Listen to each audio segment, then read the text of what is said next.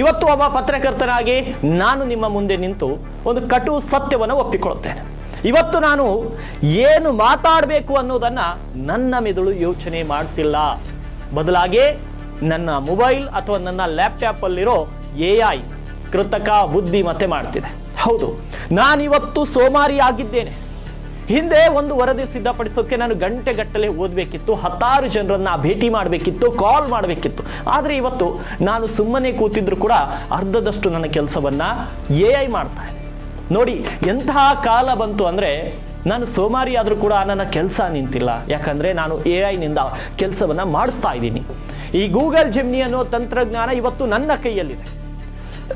ಅದೇ ರೀತಿ ಬೇರೆ ಬೇರೆ ಸಾಫ್ಟ್ವೇರ್ಗಳು ಕೂಡ ಇದೆ.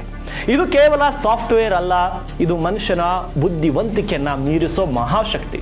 ಇದನ್ನು ನೋಡಿ ನಮಗೆ ಹೆಮ್ಮೆ ಆಗಬೇಕು, ನಮ್ಮ ಮೆದುಳು ತುಕ್ಕಿ ಹಿಡಿತಿದೆ ಅಂತ ಸಂಕಟ ಪಡಬೇಕು, ಗೊತ್ತಾಗ್ತಿಲ್ಲ. ಆದರೆ ಒಂದು ಮಾತನ್ನ ಯುವಕರು ಕಿವಿಗೊಟ್ಟು ಕೇಳಿಸ್ಕೊಳ್ಳಿ. ನೀವು ಲಕ್ಷಾಂತರ ರೂಪಾಯಿ ಖರ್ಚು ಮಾಡಿ ತಗೊಂಡಿರೋ ಆ ಡಿಗ್ರಿ ಸರ್ಟಿಫಿಕೇಟ್ ಇದೆಯಲ್ಲ, ಅದು ಇವತ್ತಿನ ಜಗತ್ತಿನಲ್ಲಿ ಬರೀ ರದ್ದಿ ಕಾಗದಕ್ಕೆ ಸಮಾನವಾಗ್ತಾ ಇದೆ. ನೀವು ಎಷ್ಟೇ ಓದಿರಿ, ಎಷ್ಟೇ ಗೋಲ್ಡ್ ಮೆಡಲ್ ತಗೊಳ್ಳಿ, ನಿಮ್ಮ ಹತ್ತಿರ ಈ ಕಾಲಕ್ಕೆ ಬೇಕಾದ ಕೌಶಲ್ಯಗಳು ಇಲ್ದಿದ್ರೆ ನೀವು ಶೂನ್ಯ. ಯೋಚನೆ ಮಾಡಿ, 2026ರಲ್ಲಿ ಕಂಪನಿಗಳು ನಿಮ್ಮ ಡಿಗ್ರಿ ನೋಡಿ ಕೆಲಸ ಕೊಡಲ್ಲ.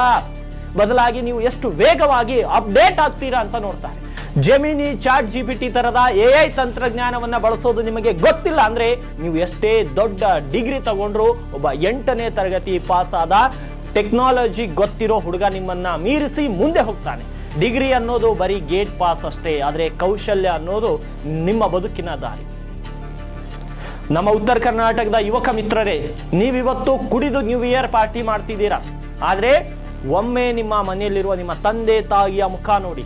ನಿಮ್ಮ ತಂದೆ ಹೊಲದಲ್ಲಿ ಬೆವರು ಸುರಿಸಿದ್ದು ನೀವು ಬರೀ ಡಿಗ್ರಿ ಸರ್ಟಿಫಿಕೇಟ್ ತಗೊಂಡು ಮನೆಯಲ್ಲಿ ಕೂರ್ಲಿ ಅಂತಲ್ಲ, ಅವರು ನಿಮ್ಮ ಮೇಲೆ ಸಾಲ ಮಾಡಿದ್ದು ನೀವು ಈ ಜಗತ್ತನ್ನ ಗೆಲ್ಲಲಿ ಅಂತ. ಬದಲಾಗೋ ಕಾಲದ ಜೊತೆ ನೀವು ಬದಲಾಗಿ ಈ AI ಅನ್ನೋದು ನಿಮ್ಮ ಕೆಲಸ ಕಿತ್ತುಕೊಳ್ಳೋ ಶತ್ರು ಆಗೋದು ಬೇಡ, ಅದು ನಿಮ್ಮನ್ನ ಬೆಳೆಸೋ ಮಿತ್ರನಾಗಲಿ. ನಾನು ಪತ್ರಕರ್ತನಾಗಿ ಇವತ್ತು AI ಸಹಾಯ ತೆಗೆದುಕೊಂಡು ನಿಮಗೆ ಈ ಸತ್ಯ ಹೇಳ್ತಿದ್ದೀನಿ ಅಂದರೆ ನೀವು ಕಲಿಯುವುದಕ್ಕೆ ಇನ್ನು ಎಷ್ಟು ಬಾಕಿ ಇದೆ ಅಂತ ಯೋಚನೆ ಮಾಡಿ. ಅನ್ಯಾಯವನ್ನ ಪ್ರಶ್ನೆ ಮಾಡೋದು, ಹೊಸದನ್ನ ಕಲಿಯುವುದು, ನಮ್ಮ ಸಂಸ್ಕೃತಿಯನ್ನ ಉಳಿಸೋದು, ಇವುಗಳನ್ನು ಅಳವಡಿಸಿಕೊಳ್ಳಿ. ಈ ಹೊಸ ವರ್ಷದಲ್ಲಿ ನಿಮ್ಮ ಬದುಕು ಬದಲಾಗಲಿ. 2026 ಬಂದಿದೆ ಅಂದ್ರೆ ಬರೀ ಪಾರ್ಟಿ ಮಾಡಬೇಡಿ. ಈ ಯುಗ ಕೌಶಲ್ಯದ ಯುಗ. ಇವತ್ತೇ ಪ್ರತಿಜ್ಞೆ ಮಾಡಿ ಈ ತಂತ್ರಜ್ಞಾನವನ್ನ ಅಳವಡಿಸಿಕೊಳ್ಳಿ.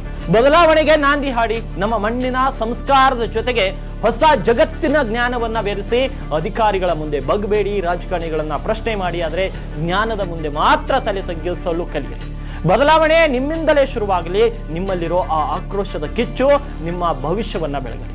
ಉತ್ತರ ಕರ್ನಾಟಕ ನ್ಯೂಸ್ ಸದಾ ಈ ರೀತಿಯ ಅಪ್ಡೇಟೆಡ್ ಸುದ್ದಿಗಳನ್ನು ನಿಮಗೆ ಕೊಡುತ್ತೆ. ಮುಂದಿನ ಸುದ್ದಿ.